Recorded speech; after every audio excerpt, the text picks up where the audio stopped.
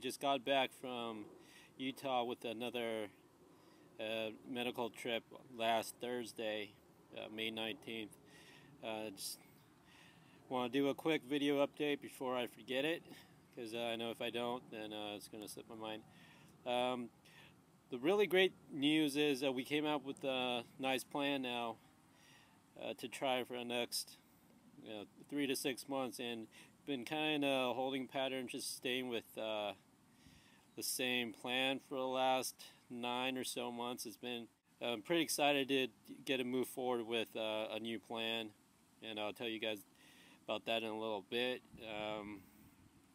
And the reason we're able to do that is my skin over the last couple months has improved a lot. Well, last time when I went up there, the skin already cleared up. The layers underneath just seemed to continue to be growing stronger, and I can tell that because my skin can take more punishment, allergic punishment, meaning if I eat something I'm allergic to, it won't show up right away, or if it does, it won't break out with the same intensity. So there's a couple layers of strength there. And before I explain the plan and kind of what we went over with the doctors, I want to pull out some old pictures from 2006 of just kind of how nasty my skin was. And it might be a little disgusting for some of you guys to watch, but I think that's the reason why allergies and problems that I have isn't getting the kind of attention that it is. So I really like people to notice it, and to get people the kind of help that they need.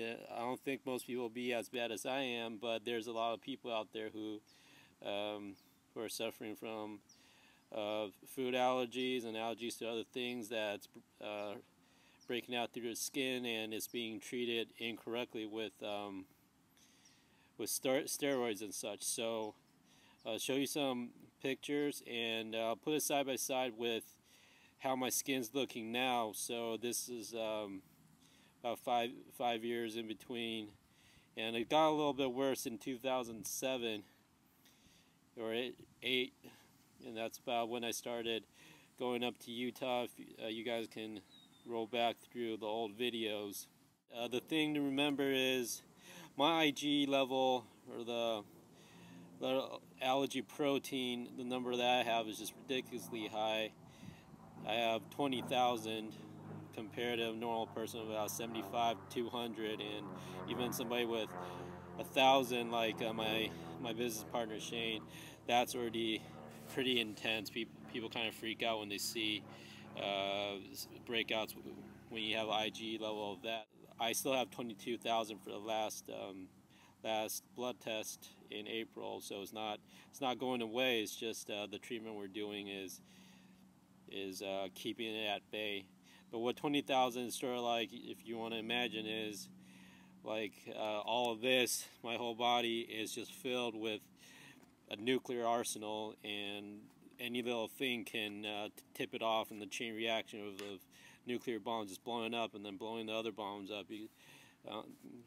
It's what made these pictures from 2006 so nasty, because back then everything was blowing up and it was shooting up through the skin and other things. I mean, you guys read my story. My kneecaps pop all the time. I couldn't walk.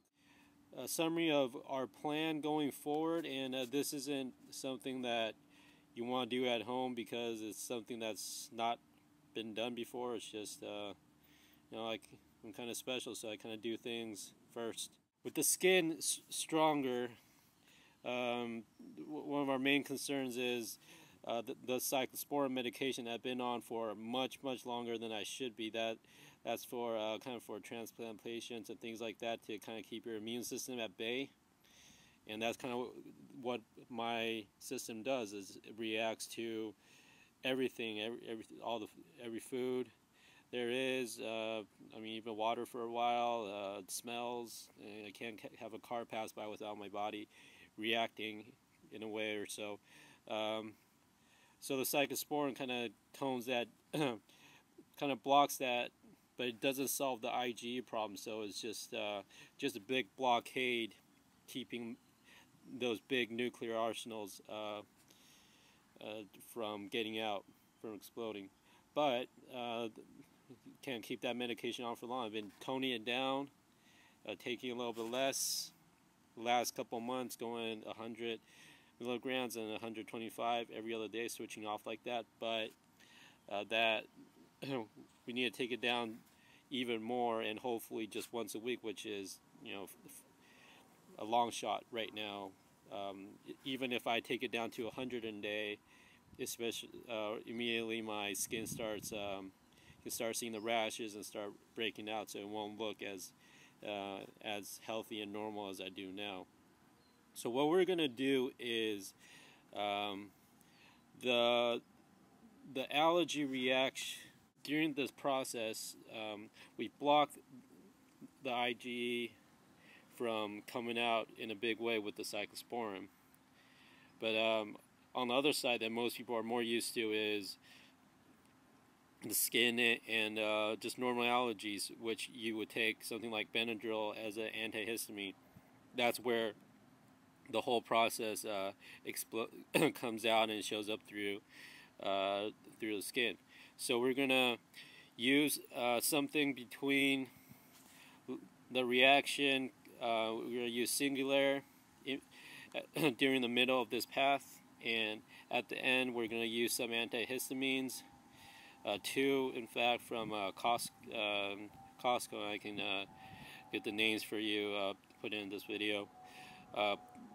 So we're just putting up more blockades to stop the reaction from showing up in the skin, and thus trying to let the skin and the rest of the body heal up. So it's not solving the problem. The IgE isn't going down, so there's still that potential to react, but we're trying to cut down the whole chain reaction into bits, and then trying to isolate each part of that.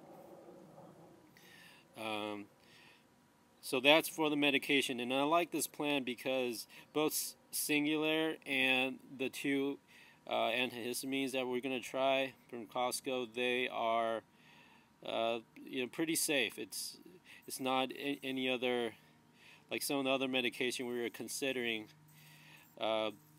would cause kidney problems and liver problems and all kinds of side effects that I really don't have the luxury to deal with right now.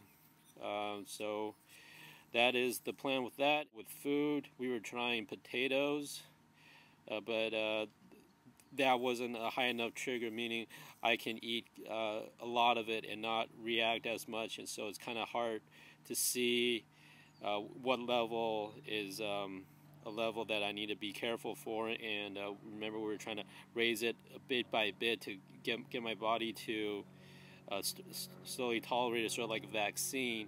And potato was, we would just need too much potato to do that. So what we're going to try is rice, because my skin is much better now, and staying on a strict diet, I can keep the skin pretty stable. So when I do throw in that wrench, throw in the rice to get myself a little allergic reaction going, we can easily see it. Right now, if I eat chicken or rice, about half a day or a day later, my skin will have some rash. So it'll peak, and then it'll slowly fade off for maybe 3 or 4 days, maybe a week, and then I can have chicken and rice again. So I'm mixing up my diet a little, but using that for experiment, we can slowly increase the amount of rice from maybe a spoonful to 2 spoonfuls until the rashes start showing, and we can still play around with that and try to trick my body into accepting it by increasing it, bit by bit. We do it slowly, and we're gonna keep track of it. I said there's gonna be 3 medications. We're gonna do each one of those, try each one by itself. We're gonna put on the Singular first, then add on one of the histamines, and then the other antihistamine. Sorry. This way we can see if there's the actual desired effect of dividing and conquering the allergic reaction process. Okay. So, also the allergy blood test that we did this time, it's pretty stable. I'll put it on my website. It's easier to do it that way. Keep the numbers updated. So everything's looking good, and I plan to be up in Utah to meet with the doctors again in August. So stay tuned.